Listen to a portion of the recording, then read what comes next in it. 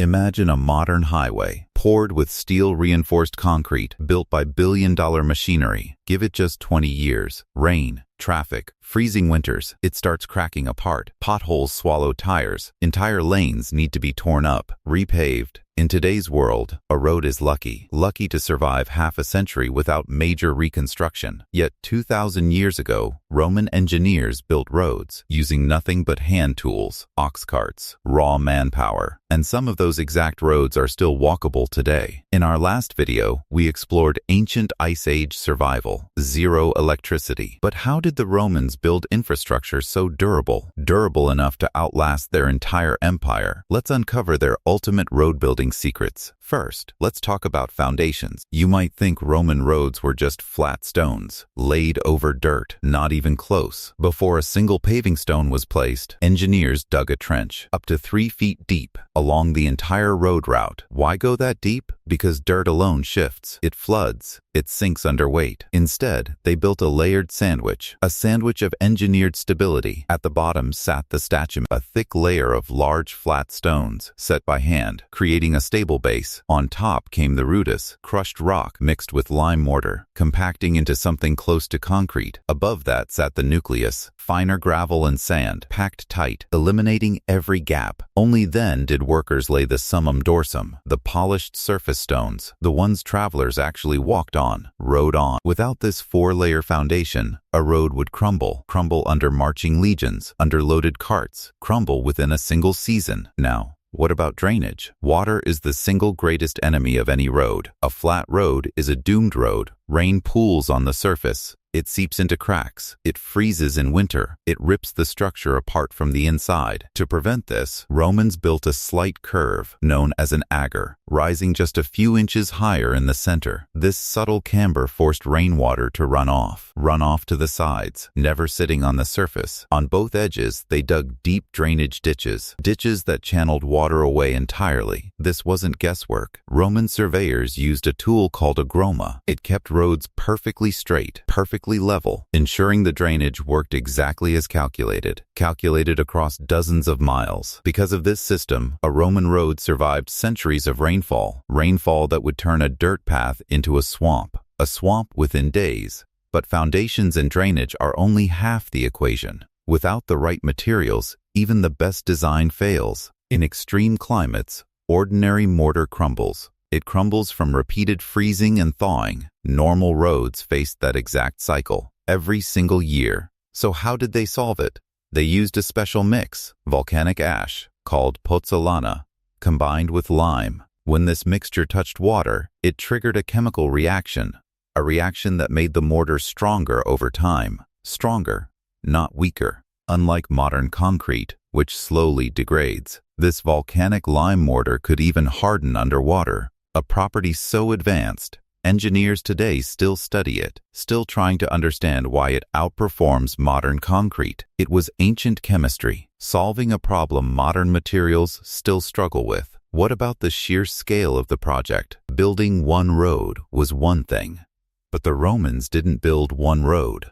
They built over 250,000 miles of roads, connecting an empire that spanned 3 continents. A project like that couldn't survive on random labor. Roman engineers relied on standardized measurements, down to the width of a cart axle. This is why ancient chariot ruts still match modern rail gauge specs. Match them in some regions. Legions themselves often did the construction, using surveying tools, forced labor crews, strict military discipline. Every mile built to the same exacting specification, whether laid in rainy Britain or the scorching hills of North Africa. This standardization meant one thing. An engineer trained in Rome could inspect a road in Spain and know instantly if it met imperial standards. Now let's talk about traffic load. A road is useless if it can't survive what travels on it. Roman roads weren't just for pedestrians. They carried loaded military supply wagons, herds of livestock, marching legions carrying 60 pounds of gear, day after day. For centuries, a poorly built surface would rut. It would collapse under that pressure, collapse within a few years. To solve this, Romans selected paving stones carefully, based on hardness, based on interlocking shape. Each stone fitted tightly against its neighbor. like puzzle pieces, so weight distributed evenly, instead of concentrating on weak points. Some roads used massive polygonal stones, weighing hundreds of pounds each, cut and fitted with precision, almost no gap for water, no gap for debris. This is why some original stones still show wheel ruts worn inches deep, proof of centuries of relentless traffic the road absorbed, without ever fully failing. What about maintenance and longevity? You might assume Roman roads survived through sheer luck of good weather. In reality, the empire built something else. One of history's first organized road maintenance systems. Roman law required regional officials, called curators viarum, to inspect roads regularly. Milestones placed every Roman mile displayed distance, but also which official was responsible. This created built-in accountability.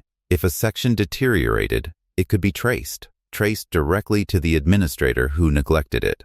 Combined with engineered drainage, combined with volcanic mortar, this maintenance culture meant something remarkable. Many roads received light repairs for centuries, not complete rebuilds, something almost no modern infrastructure project can claim. Even the placement of these roads was engineered for permanence. Roman surveyors avoided low-lying flood zones whenever possible. Instead, they routed roads along ridgelines, along elevated terrain, keeping them naturally above seasonal flooding, away from unstable, water-saturated soil. When a road had to cross a valley or a river, engineers built raised causeways or stone bridges, using the same volcanic mortar, ensuring the crossing point never became the weak link that doomed the entire route.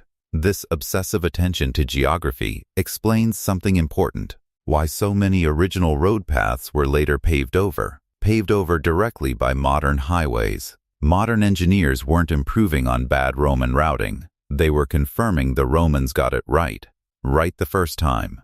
While we build roads today with advanced machinery, engineered asphalt, satellite-guided surveying, we still watch them crack apart within a generation. Roman engineers achieved lasting stability using layered foundations, volcanic chemistry, obsessive standardization. Some of it still holding up 2,000 years later. Which of these Roman engineering secrets surprised you the most? The self-strengthening volcanic mortar or the 4-layer foundation system? Let me know in the comments below. And if you want to discover more mind-blowing ancient engineering secrets, make sure to hit that subscribe button. Thanks for watching, and I'll see you in the next one.